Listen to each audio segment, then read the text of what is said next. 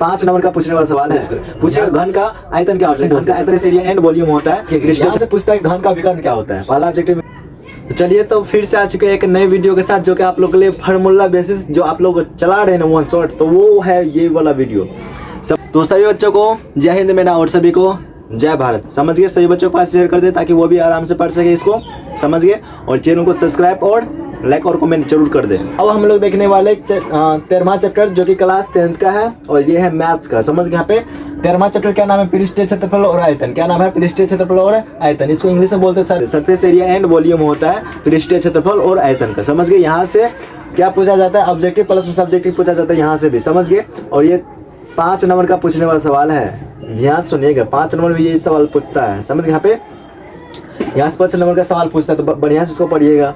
अब चलिए चलते हैं बिना देर के गए। तो यहाँ से पूछता है घन का विकर्ण क्या होता है। पहला ऑब्जेक्टिव में क्या पूछेगा कि घन का विकर्ण क्या होता है, तो भुजा गुना रूट अंडर 3। क्या बोलना है, भुजा गुना रूट अंडर 3 बोलना है। समझिए, घन का विकर्ण। घन का वक्र पृष्ठ क्षेत्रफल क्या होता है, घन का वक्र पृष्ठ क्षेत्रफल क्या होता है, तो 4 गुना में भुजा स्क्वायर। क्या बोलना है, 4 गुना भुजा स्क्वायर। पूछेगा वो घन का संपूर्ण पृष्ठ क्षेत्रफल क्या होता है। क्या पूछेगा, घन का संपूर्ण पृष्ठ क्षेत्रफल क्या हो जाएगा, क्या हो जाएगा, तो 6 गुना भुजा स्क्वायर। क्या हो जाएगा, 6 गुना भुजा स्क्वायर। पूछेगा घन का आयतन क्या हो जाएगा, घन का आयतन क्या हो जाएगा, भुजा क्यूब। घन का आयतन भुजा क्यूब हो जाएगा। समझ यहाँ पे। अब पूछे घनाभ का विकर्ण क्या हो जाएगा, घनाभ का विकर्ण क्या हो जाएगा, रूट अंडर में एल का स्क्वायर प्लस बी का स्क्वायर प्लस में एच का स्क्वायर। सब बोलेगा क्या सर, एल क्या है तो एल लंबाई है, सर बी क्या है तो बी आधार है, सर एच क्या है तो एच क्या है, ऊंचाई है। समझ यहाँ पे। अब अगला जो पूछेगा ना कौन सा, घनाभ का वक्र पृष्ठ क्षेत्रफल। तो घनाभ का वक्र पृष्ठ क्षेत्रफल क्या होता है, 2 इंटू में LH प्लस में BH। क्या बोलना है, 2 इंटू में LH प्लस में BH हो जाता है इसका घनाभ का वक्र पृष्ठ क्षेत्रफल। पूछे घनाभ का संपूर्ण पृष्ठ क्षेत्रफल क्या होता है। क्या पूछेगा, घनाभ का संपूर्ण पृष्ठ क्षेत्रफल। तो घनाभ का संपूर्ण पृष्ठ क्षेत्रफल क्या हो जाएगा, 2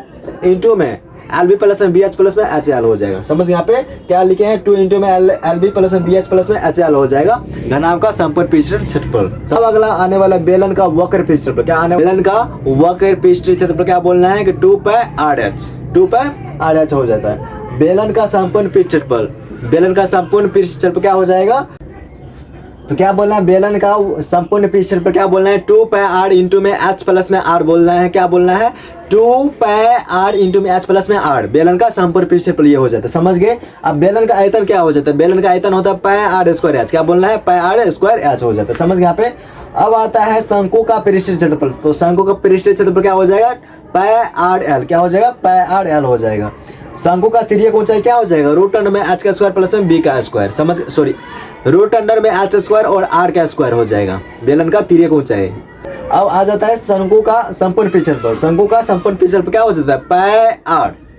क्या हो जाता है, पाई R L प्लस में R, पाई R इंटू में L प्लस में R हो जाता है शंकु का संपूर्ण पृष्ठ क्षेत्रफल। समझ गए। शंकु का आयतन क्या हो जाता है, शंकु का आयतन 1/3 पाई R स्क्वायर H। क्या बोलना है, 1/3 पाई R स्क्वायर H। समझ गए। तो ये था आप लोगों का फार्मूला बेसिस जो कि 13वां चैप्टर से है, पृष्ठीय क्षेत्रफल और आयतन। समझ गए। यहाँ पे एक टॉपिक सवाल इससे सवाल छूटने वाला नहीं है।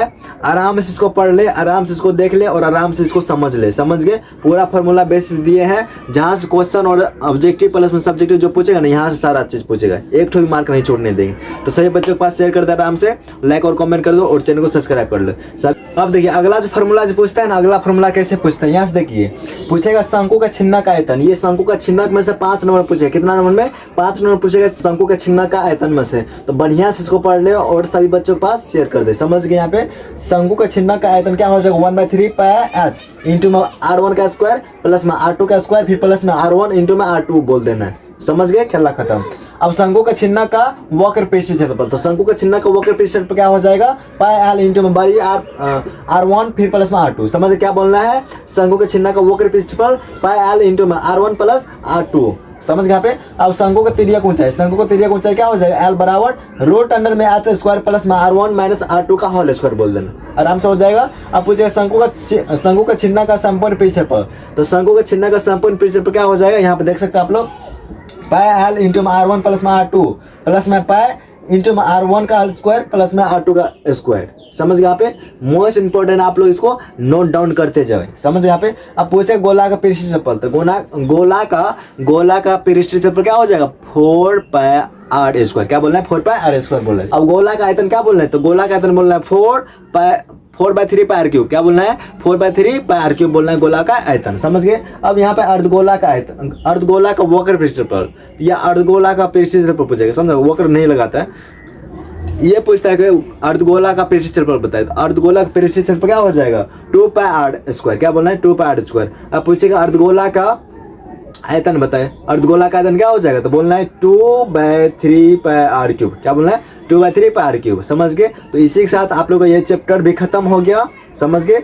आप लोगों को क्या करना है यहाँ पे सभी बच्चों के पास शेयर कर देना, चैनल को सब्सक्राइब कर देना, समझ गए यहाँ पे। और आराम से आप लोग जब अच्छा लगा हो तो कमेंट में कर दीजिए सर आप बहुत ही अच्छे पढ़ाते, समझ गए। यहाँ पे थोड़ा तारीफ करने में आप लोग क्या होता है बताइए, कमेंट में अच्छा अच्छा बातें लिखने में तो हमको बहुत अच्छा लगता है। जब आप लोग लाइक और कमेंट करते हैं ना हमको बहुत वो मोटिवेशन लगता है, समझ गए। यहाँ पे लाइक और कमेंट करते हैं तो मोटिवेशन लगता है, थोड़ा और भी चैनल जो ग्रोथ जो होगा ना वो बहुत ही मोटिवेशन बढ़ता है, समझ गए। यहाँ पे तो आप लोग इतना मेहनत कर दे, थोड़ा आप लोग भी मेहनत कर दे अंगद सर के लिए, किसके लिए, अंगद सर के लिए थोड़ा मेहनत कर दे, सभी बच्चों के पास शेयर करते हैं ना। और क्या ही बताया, तो आराम से पढ़े आप लोग, एग्जाम अच्छे तरह से जाए आप लोगों, हम ये विनती करते, समझ गए। तो सभी को जय हिंद और सभी को जय भारत।